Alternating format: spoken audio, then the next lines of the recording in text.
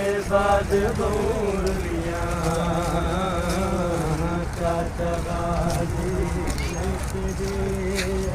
बाद बोलिया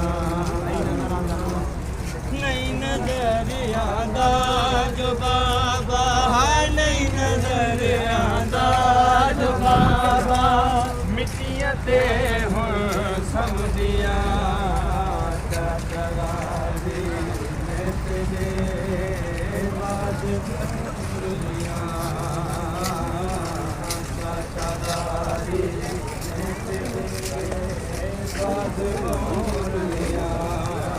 नहीं नजर